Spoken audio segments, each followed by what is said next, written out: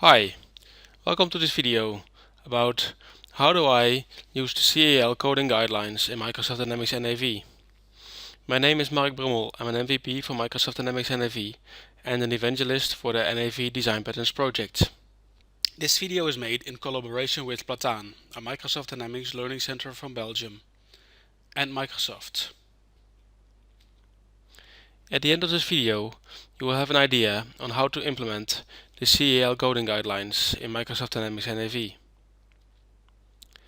The objective of this video is to go through the coding guidelines and talk about the elements one by one. And at the end of this video we will be going through the data dictionary about variable naming, manual or automatic. Design patterns are common solutions or best practices to solve problems. This is a well-known concept in computer programming and can therefore be applied to Dynamics NAV as well. Although this video is not about a specific design pattern, it is part of the series around design patterns.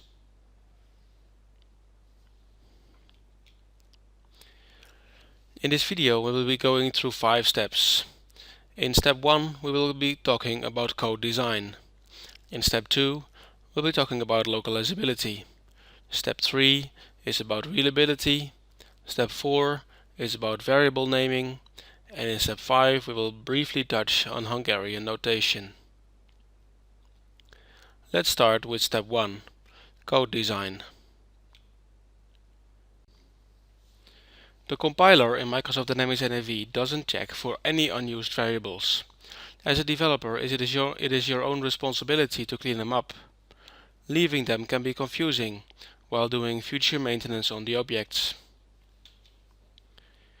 In each function in CAL we have the option of making a variable by reference or var. If we do that, we should have the clear intention of changing the values. If we don't change the values, the variable should not be marked as by reference.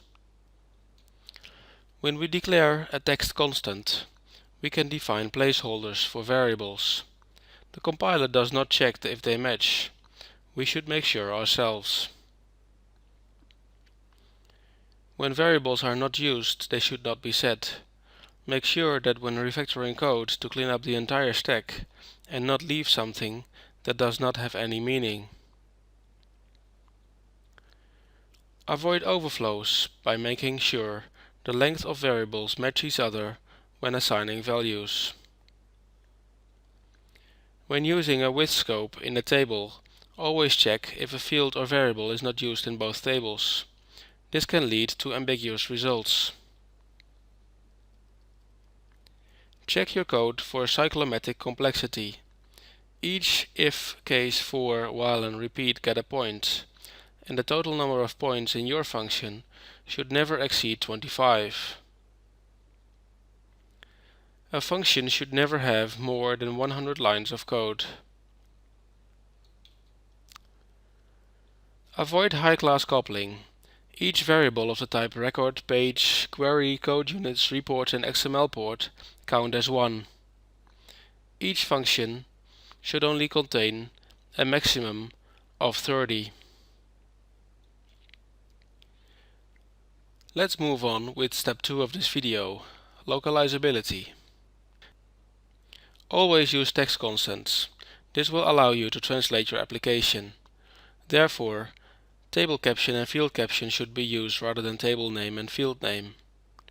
When hard-coding date formulas, put the angle brackets around the formula and use the English notation. This way it will always work, no matter what language you work in. Use the correct punctuation. Always end messages and errors with a period and a confirm with a question mark. They are not automatically added.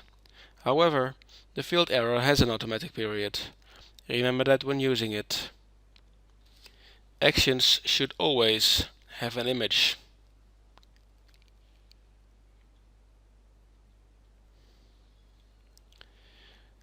Step 3 of this video is about readability of your code. Use spaces to make your code more readable.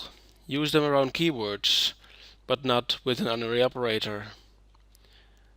Avoid using blank lines within code that belongs together, and put a space around parentheses and binary operators.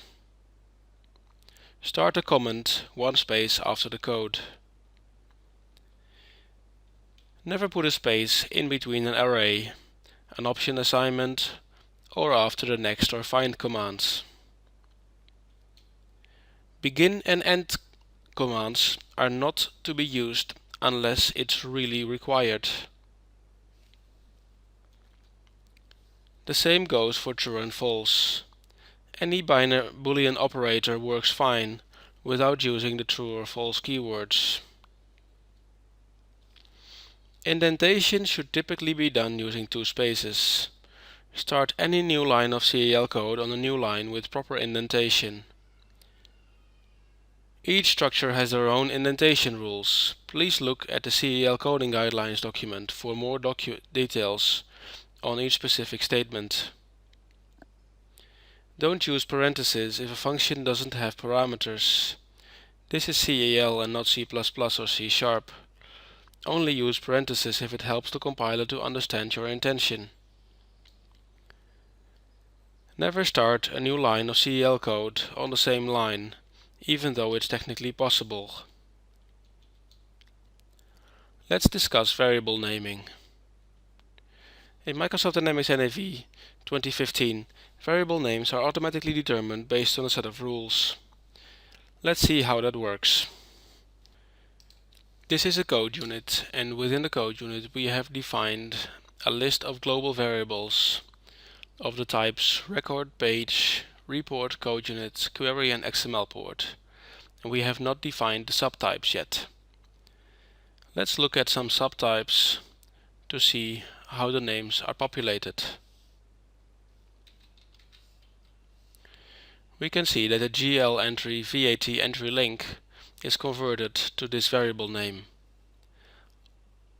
Only the letters are moved to the variable name and the spaces are removed.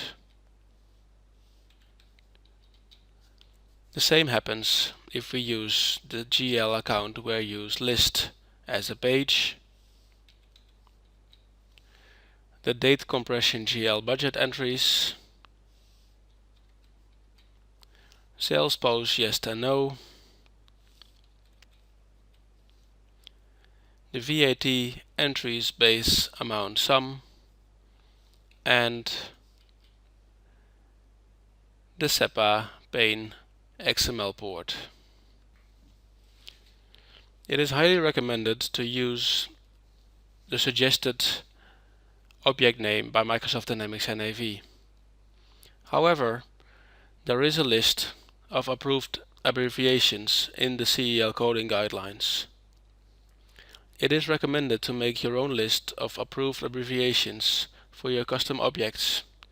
Using standard naming conventions makes your code easier to read, and it makes it easier to copy and paste code from one part of your application to another. Variables should be self-explaining and never be numbered. If you need two instances of the same subtype, then explain what you want to do with them. When explaining a variable, use a suffix. Avoid using prefixes since the symbol menu only works on the first letter of the variable. This is a snapshot of the approved variable list name from the CAL coding guidelines. Please have a look at the document for a complete list of all of the approved abbreviations. The last part of this video is about Hungarian notation. This way of noting variables was invented by an Hungarian employee of Microsoft many years ago. The intention is to explain the type of the variable in the name. This way of notating variables was abandoned by Microsoft since 1996, and it should never be implemented in Dynamics NAV or in any Microsoft programming language. In this video we went through the CAL coding guidelines in 5 steps. We talked about code design, localizability, readability, variable naming and Hungarian notation. Thank you for watching this video. I'm looking forward to seeing you again in another episode of the How Do I video series for design patterns in Microsoft Dynamics NAV.